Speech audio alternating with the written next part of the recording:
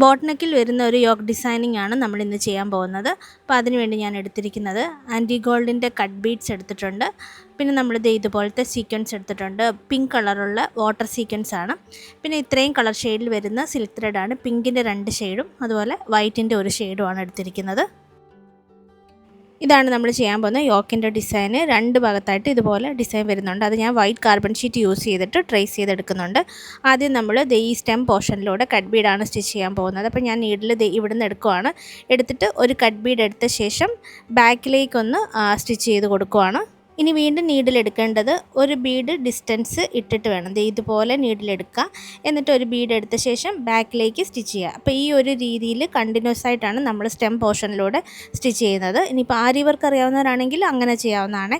ഇത് normal needle വെച്ചിട്ട് നമുക്ക് എല്ലാ ഡിസൈൻസും ചെയ്യാൻ പറ്റും. അതിനു വേണ്ടിയാണ് ഈ നോർമൽ നീഡിൽ വെച്ചിട്ട് ഇത്രയും ഡീറ്റെയിൽ ആയിട്ട് കാണിക്കുന്നത്. ഇതിന് നമ്മൾ യൂസ് ചെയ്യുന്ന നീഡിൽ നമ്പർ 12 ആണ്. ആരി വർക്ക് ചെയ്യുന്നവരാണെങ്കിൽ ഒന്നെങ്കിൽ വുഡൻ നീഡിൽ യൂസ് ചെയ്യാം. അതും അല്ലെങ്കിൽ ബിഗിനറൊക്കെ ആണെങ്കിൽ നിങ്ങൾ ടുലിപ്പ് നീഡിൽ 24 ആണ് കേട്ടോ യൂസ് ചെയ്യേണ്ടത്.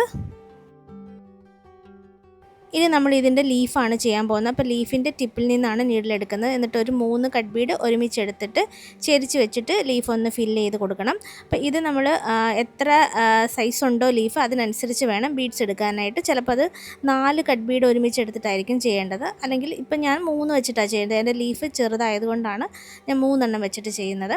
ഇങ്ങനെ ലീഫ് കംപ്ലീറ്റ് ആയിട്ടൊന്ന് ഫില്ല് ചെയ്തെടുക്കണം.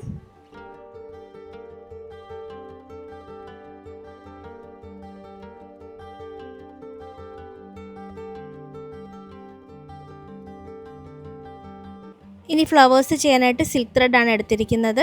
അപ്പോൾ 8 സ്റ്റാൻഡ്സ് സിൽക്ക് ത്രെഡ് 2ആയിട്ട് മടക്കി 16 സ്റ്റാൻഡ്സ് ആക്കിയിട്ട് ഈ 3 കളർ ഷെയ്ഡ് ഞാൻ എടുത്തിട്ടുണ്ട്. ഇനി നമുക്ക് നീഡിൽ സർക്കിളിൻ്റെ ഈ ഒരു ഭാഗത്ത് നിന്ന് എടുക്കുവാണ്. എടുത്തിട്ട് നീഡിലേക്ക് ത്രെഡ് 2 തവണ ഇതുപോലെ ഒന്ന് ചുറ്റി കൊടുക്കുക. ചുറ്റിയിട്ട് സർക്കിളിൻ്റെ ബോർഡറിലേക്ക് നീഡിൽ താഴ്ത്തി കൊടുക്കുക. അപ്പോൾ ഫിംഗർ ഇതുപോലെ പിടിച്ചിട്ട് താഴേക്ക് വലിക്കുകയാണ് ചെയ്യുന്നത്. അപ്പോൾ നമുക്കൊരു റിംഗ് നോട്ട് കിട്ടിയിട്ടുണ്ട്. ഇനി അടുത്ത ചെയ്യേണ്ടത് ഇതിൻ്റെ നേരെ ഓപ്പോസിറ്റ് സൈഡിലാണ്. അപ്പോൾ ഈ ഒരു രീതിയിൽ നമ്മൾ ചെയ്യുവാണെങ്കിൽ പെറ്റൽ കറക്റ്റായിട്ട് തന്നെ കിട്ടുന്നതാണ്. എന്ന് വെച്ചാൽ ഈവനായിട്ടുള്ള പെറ്റൽസ് ആയിരിക്കും കിട്ടുന്നത്.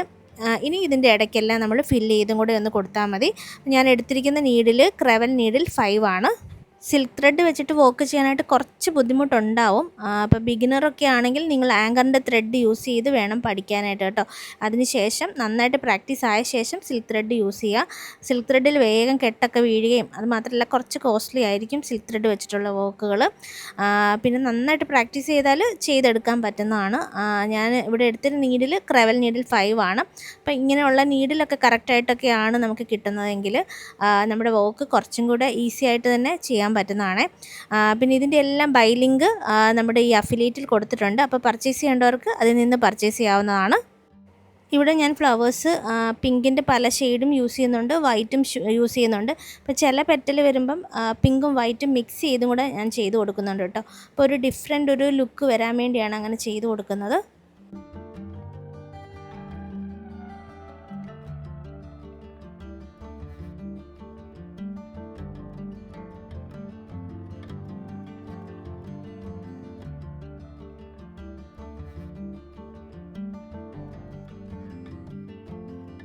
ഇനി ഈ ഫ്ലവറിൻ്റെ നടുക്കൊക്കെ സ്പേസ് വന്നെടുത്ത് ഓരോ ക്ലിപ്പ് സ്റ്റോൺ ഉണ്ടല്ലോ, ഇതുപോലത്തെ വൈറ്റ് ക്ലിപ്പ് സ്റ്റോണും കൂടെ ഞാൻ ആഡ് ചെയ്ത് കൊടുക്കുകയാണ്.